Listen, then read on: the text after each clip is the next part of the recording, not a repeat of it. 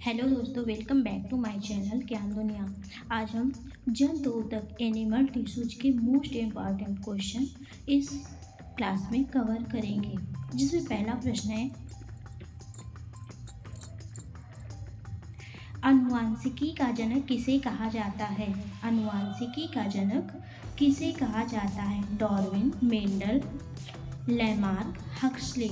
तो इसमें B option सही होगा, मेंडल। अगला प्रश्न है, गुणसूत्र की खोज किसने की? गुणसूत्र की खोज किसने की?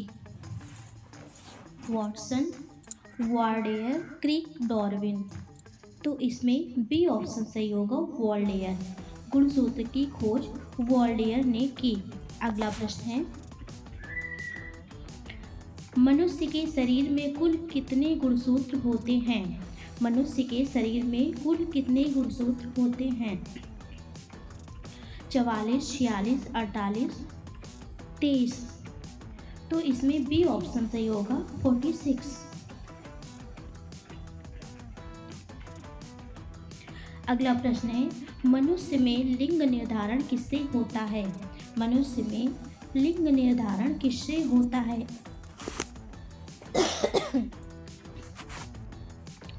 यक्ष गुणसूत्र, वाई गुणसूत्र, 21वां गुणसूत्र, 22वां गुणसूत्र। इसमें बी ऑप्शन सही होगा, वाई गुणसूत्र। अगला प्रश्न है, जीन कहाँ पाए जाते हैं? जीन कहाँ पाए जाते हैं? रक्त में, गुणसूत्र पर, त्वचा में, हड्डी में। तो इसमें बी ऑप्शन सही होगा, गुणसूत्र में। अगला प्रश्न है, किसने मटर के पौधों पर प्रयोग किए?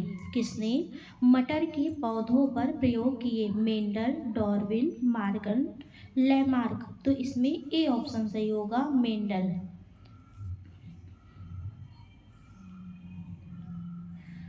अगला प्रश्न है,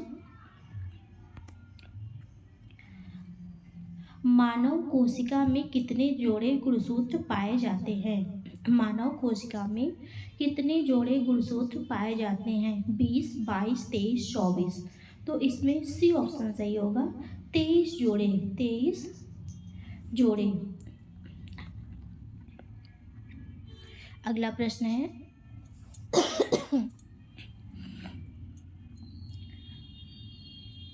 रंग अंधता किस प्रकार का रोग है? रंग अंधता किस प्रकार का रोग है? वंशानुगत, संक्रामक, फंगल, पोषक तत्व की कमी।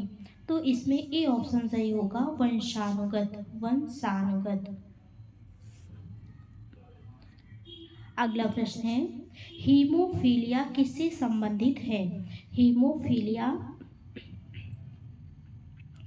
किससे संबंधित है? रक्त का जल्दी जमना, रक्त का ना जमना, त्वचा रोग, आंख का रोग। इसमें बी ऑप्शन सही है, रक्त का ना जमना। रक्त का ना जमना, हीमोफीलिया रक्त का ना जमना। अगला प्रश्न है, मानव में कितने युग्मक गुणसूत्र होते हैं? 1, 2, 4, 46। तो इसमें बी ऑप्शन सही होगा, दो युग्मक। अगला प्रश्न है, गुण का माता पिता से संतान तक जाना क्या कहलाता है? आनुवांशिकता, श्वसन, पाचन, संवहन। तो इसमें ए ऑप्शन सही होगा, आनुवांशिकता।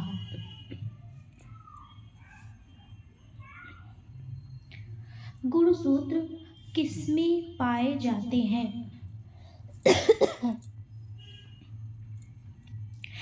नाभिक में, त्वचा में, रक्त में, हड्डियों में। तो ए ऑप्शन इसमें सही होगा, नाभिक में। अगला प्रश्न है, आनुवांशिक परिवर्तन को क्या कहते हैं? आनुवांशिक परिवर्तन को क्या कहते हैं? श्वसन, उत्परिवर्तन, पाचन, उत्सर्जन। इसमें बी ऑप्शन सही होगा, उत्परिवर्तन। उत्परिवर्तन। अगला प्रश्न है, मानव में डाउन सिंड्रोम का क्या कारण है? 21वें गुणसूत्र की अधिकता, आयरन की कमी, प्रोटीन की कमी, विटामिन की कमी। इसमें ए ऑप्शन सही होगा। 21वें गुणसूत्र की अधिकता डाउन सिंड्रोम कहलाता है।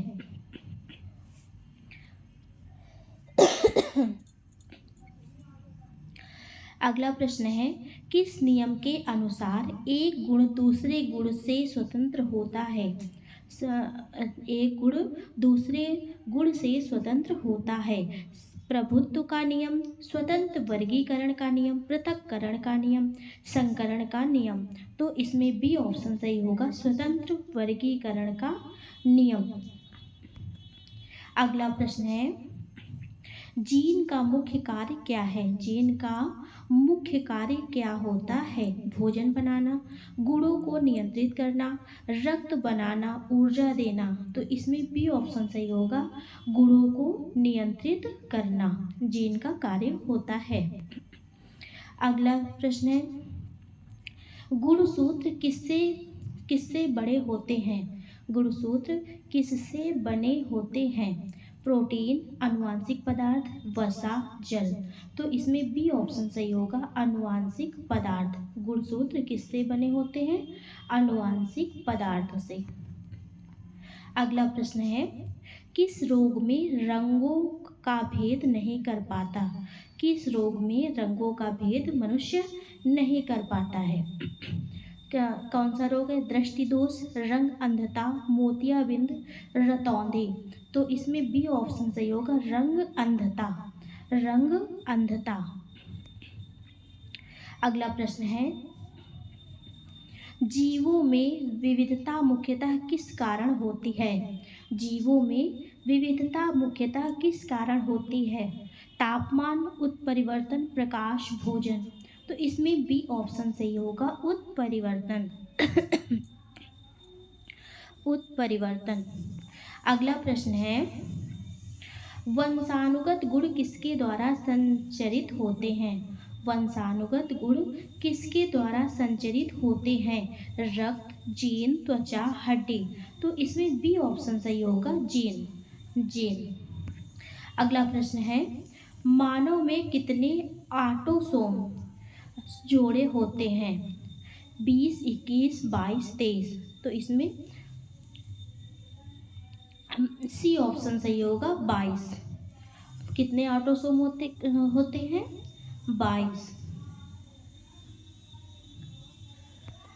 स्त्री में, अगला प्रश्न है, स्त्री में कौन सा गुणसूत्र पाया जाता है? XY, XX, XY, XYX। तो इसमें बी ऑप्शन सही होगा, XX।